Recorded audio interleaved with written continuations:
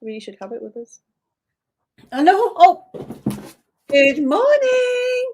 Good morning. I know. I'm like that. Where have I put it? It's because I've got it over there. It's because I was working with it yesterday. Good morning. Happy Friday. Let me know if you're here. It's a big day now is your time. And it's a really big win against imposter syndrome. We're going to tell you why.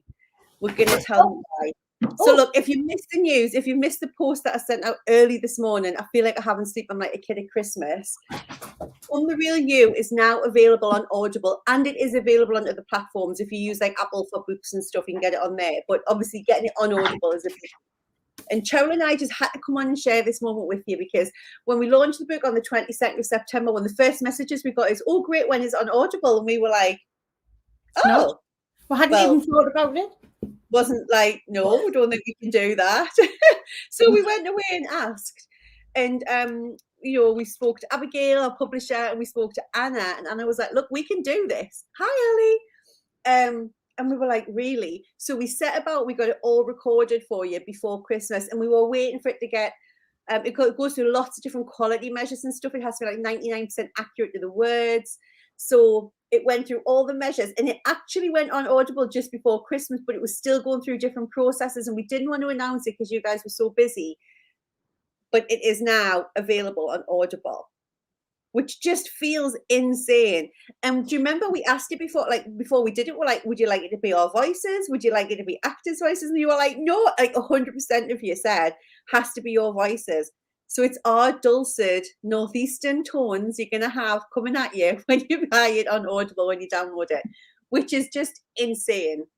But it wasn't in the plan though, was it? Like when we set out to write the book, which took us a year to write it, it wasn't in our consciousness to have it on Audible like that. We manifested that. It just like all of a sudden just happened, like within a space of like a month. Had the guys not, like, had you not asked, we genuinely wouldn't have even entertained the idea, because we wouldn't have. Now, whether or not you know this about me, I don't know, but let me tell you, Cheryl, some of you will. I have imposter syndrome. My name is Donna. I have imposter syndrome.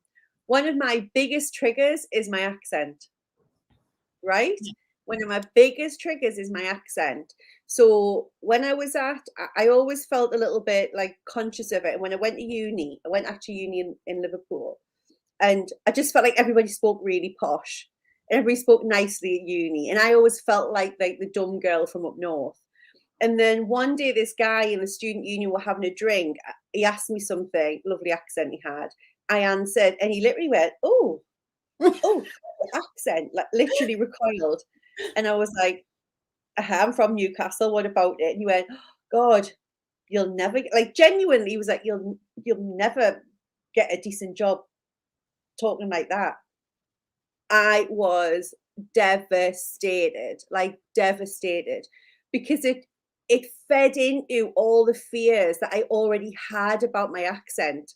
Like, I already felt like the thick girl from up north. Do you know what I mean? Like, my imposter syndrome was already off the scale when I was 18.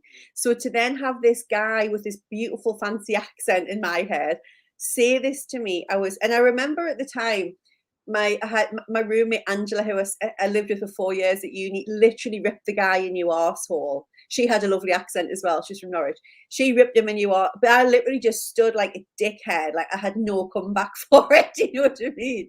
So after that, I was even more conscious of my accent. He gave you evidence, didn't he, though? He gave you evidence of the limiting belief that you already had about your accent. So then it was evidence of more evidence that you sounded thick. Hi, Ian. Hi, Ian, Holly. We've got the family in the house. Yes, Ian's Cheryl's brother. So it was one of those mic drop moments where I literally just wanted the ground to open up and swallow me in. And like Cheryl said, your limiting beliefs, your mind will always, we talk about it in the book, how your mind is always looking for evidence to prove itself right. How many people do you think told me over that time in Liverpool that they loved my accent? Probably thousands. How many boys did I get because of my accent? Not thousands, but they didn't. register, right? Like they did not like hit the radar, all the nice things. So when Cheryl and I started the business, it was still a bit of a thing, wasn't it, Cheryl? I was still a little bit like, oh God, do you think people understand? Do we need subtitles? Now, don't get me wrong, sometimes people don't understand us, but that's okay. But So, even when, but sorry, Donna, just even when we started to record our, like when Donna and I set the business up, we excuse the coughing, right? It's gonna happen. But we had just even doing lives. Like we hadn't really in our corporate career, you don't go live on Facebook Live, and we used to be sat there with all our full face of makeup on, with our scripts, didn't we? All written down about what we're going to say, and then like, you know, the first time we recorded videos with Lee Hogan, we were literally like going backwards and forwards trying to get it perfect. That we sounded, you know, like not putting on an accent, but trying to speak posh, weren't we? Nicely, like tamed it down, and we do. I mean, I don't really speak like lots of slang and stuff. I just wasn't allowed as a kid, but we would try and speak like just a little bit differently to make sure people could understand us. And now we just speak like we speak. It doesn't really change whether we're on here or whether we're talking to the husbands or whatever. Might speak a little bit slower sometimes because we are ridiculously fast when we talk to each other. Claire Dar always says this. Brett always knows if she's been speaking to us because she comes off and she speaks even faster. So Nicholas just said, I've always been so self-conscious of my accent and dialect. It made me hold myself back so much in my corporate life. So interesting. And I remember the first time, one of the very first masterclasses we did on imposter syndrome, and I mentioned my accent. And I remember so many women, mostly Northern women, then saying in the comments, oh my God, this is me, and hadn't actually realized it was a trigger for them, had they, Cheryl? Like until that moment, they didn't realize how conscious they were about how they speak. Oh, and thank you, Deb. Deb must be up at like the middle of the night over in America. Like we love you so much for coming and supporting us. And for any of our soul sisters and our elite mastermind sisters, if you haven't seen the post, you obviously will be being gifted with a copy of your Audible Become the Real You if you haven't read the post. What was I just going to say there? Just about voice. Can't remember, it's gone. That'll come back. But yes. It's everything with it, isn't it? So I would say, right, so people with a nice voice are very intelligent and know more than me and are smarter than me and think I'm stupid. So it wasn't just about the accent. Over the years, I layered and layered and layered, which is what we do. We come up with this narrative and this story. And actually, it's the story that's holding us back, nothing else. Yeah. So once I started, isn't it? It's so crazy. So when we started the business, and after we just were like, we've just got to be real. We're talking about being authentic. We are from the northeast of England, and this is how we speak, and we are in our 40s. And the more we've kind of just leaned into that, the easier it's got. The less facades, the less armor, the less masks. It's become easier and easier. So when we then asked you, like, whose voice would you like if we did do the book on Audible, and you were like, because we didn't know, we had no attachment. You might have said, we just want a nice. The fact that you all said, we want your voices, it wouldn't be the same, was like the loveliest, like reassurance almost. Yeah, it's just crazy. So Cheryl and I had so much fun, didn't we? We had so much fun recording Audible. We did. And the thing is, right, it's called Become the Real You. So if it wasn't our voices, it wouldn't really have landed that much, did it? But we really enjoyed it. And Anna, who helped us to record the book, her and her team, did put a post out this morning, which was interesting because obviously she's from that background, isn't she? And this is something that she's just started to do. Yeah. So she was a little bit like, do we use two women in the 40s who's never recorded a book before? Yeah. But actually Stuart, who we're working with, who was amazing, literally did say to us, like, he does audibles, but he's like, it took me at least about 10 goes to make myself sound like you did. So I think we'd had good practice with all of the lives and videos that we've been doing. Yeah. Don't get us wrong. You know, we went back and re-recorded some bits because by the end of the book, it felt much more natural than the beginning of the book, you know, because it's the first time we've ever done it before. But we just loved it. Like for us, even though we've written the book, going back and talking and speaking it was lovely, wasn't it? Like it was really, I loved, like we both loved it. like loved actually just speaking the book again. Like it was amazing. It was. And we got emotional even doing that, didn't we? And Jane's put a message in one of the groups this morning just saying, just listening to the sample. I don't know if it always gives you the same bit on the sample, but sometimes it's from the first chapter, which is a bit of a gut wrencher. It's part of my story. And she said like she felt the emotion, and I got a couple of messages about it. And I love that. I love that that's conveyed to you, because we didn't just want it to be just kind of a perfectly read book. We wanted you to feel what we were feeling when we wrote it. Like that was always our intention. So thank you so much for sharing that with us. So today is about a celebration of we've overcome massive imposter syndrome to get this out there. I mean, I was laughing. I sent it to one of our old bosses going, oh my God, it's live on Audible. He was like, whose voice did you use? It's us. But it's so funny. But we just want you, we would love it. Like when we did this the first time back on the 22nd of September, we went to #1 in like, it was 13 categories. I always say 12, but I was like, it was 13 categories in that day, which was phenomenal. And to do that again would be amazing, because it just means that more people are getting the help. The first review is in, and I don't know who has put it on Audible, but thank you. It's all 5 stars. And she says, I think it's a lady, just by the way it's written, it's like having like the best toolkit ever, just literally in your hand to be able to use to help you with your confidence. That means everything to Cheryl and I. I mean, I'll tell you, like, I don't even know how much it is and how much we get. It was ever about that. Like, it was literally how can we just make it easy for everybody, so that anybody who wants our work, they can access it however they want to access it. That was when I was talking about this with somebody yesterday. I think it was a vet, when a vet and I had a session. I was saying that when Donna and I set up the business, like in the like June time, before we even had any clients, we sat down with pieces of flip chart paper, and we scoped out that we wanted to have a suite of products available for women and men around the world to be able to access at different price points.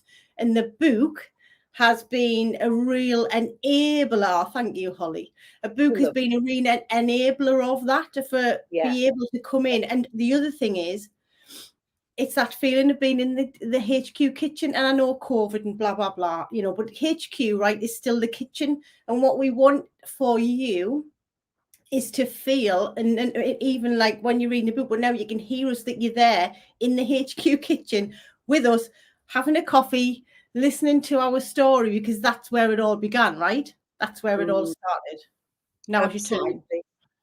Oh, it makes me cry. I feel really emotional today. This feels just like when we launched it. It is like putting a piece of your heart out in the world. And I think when you read the words, you can feel the emotion. But when you're actually hearing Cheryl and I speak, when we recorded it, we cried quite a few times. Like, because I would be sitting, we wouldn't sit in the room while each of us was recording, because we knew we would distract each other. But we're literally right outside in Cheryl's house, at the recording studio. Mine's HQ and Cheryl's is the recording studio. And we would be sitting listening. I'd often be listening to Cheryl, like getting all emotional, then pull myself together to go and do my bit. No, but Helen, on the last bit, right? So we're at the end of the sorry. We're at the end. We're literally right at the end. We've got Stuart on Zoom. We're re-recording the last bits. And then John is like, I'll just stay in the room next to you. I'm like, right. So I'm trying to pretend that she isn't here. And then all of a sudden I was like, oh my God, I feel really emotional. So I'm trying to get myself in check and not cry to speak. And then I've got her next to us. And all I could see out of the corner of my eye was like going, trying to like hold her tears in and not like, and I'm like, I can still see you. Like right standing right next to her. Every time I went to speak, she was going. I was like, out, get out of the room. I can't physically say anything because she's just. I know. But like, I'm not even sorry. It was love, because you were reading the acknowledgements out and stuff, I think, as well, weren't you? And it was like, oh my God, like the people that talk about everyone in the movement, and just and my mum. Because obviously we all know that in between writing the book, launching the book, my mum passed away. So obviously when we read in the acknowledgement, my mum was alive, right? So we're speaking to her like she was physically there. And then by the time the book published, she passed away. So it was particularly I'm having to read these things out and go, but yeah. So anyway, we're not going to blather on anymore. We just wanted to share it with you. It would mean so much to us if you would be so kind and just be so gracious, and just as part of our movement, like most of what we do is because everybody tells everybody about us. We would love you to tell everybody about it today. And if you are going to get it today if you can, because we want to blow up Amazon Audible. We want, and the more people that buy it, the more people that Amazon will present and say, have you heard about this book? It was really insane the other day. Bex tagged me on somebody on Instagram who has like nearly 1 million followers. She held up Aunt Middleton's book saying, these are my books that I'm reading right now. Held up Aunt Middleton's, then held up ours. And I was like, what the actual? And we went back to number 1 again straight away. We were like, how is this happening? But this is the power of us talking and sharing. And obviously only if it feels aligned and you feel like it's something you'd want to advocate, which we know you're in our movement and you do. So please, please, please share it on your socials and tag us so we can say thank you. And whenever you're ready, stick a review on for us, because we celebrate every single review that comes. We share it. We thank you. We're just so indebted to you for being part of this journey with us. Like, it's just the best thing. Oh, sorry, Cheryl, you were doing that. So yeah, we're going to be celebrating. We're going to come on again at 6 o'clock today, because we thought our beautiful people in America will be asleep, Deborah Abel. So we'll be sharing lots of posts all day as we go through. I'm going to share this 5-star review as well, because it's just insane. So whoever it was, like I said, thank you. The name's not on it, but yeah, have an amazing Friday. We'll be live again at 6 o'clock to let you know how the day has gone. And just thank you for making this all happen. Thank you for sharing it with us. It's just been like, it just feels like Christmas Day all over again. So thank you. By the way, you want to come back and do it at 6 p.m. and have a champagne or a glass of fizz, or I won't be, but don't mind. Have a glass of fizz or a glass of champers or something fizzy, then, and just to raise a glass, then bring it along, right? We can't see, but you can tell us in the comments that you've got a glass of fizz. It's fine. Absolutely. Any excuse to pop open the bubbles, right? We love you guys. Have an amazing Friday. See you soon.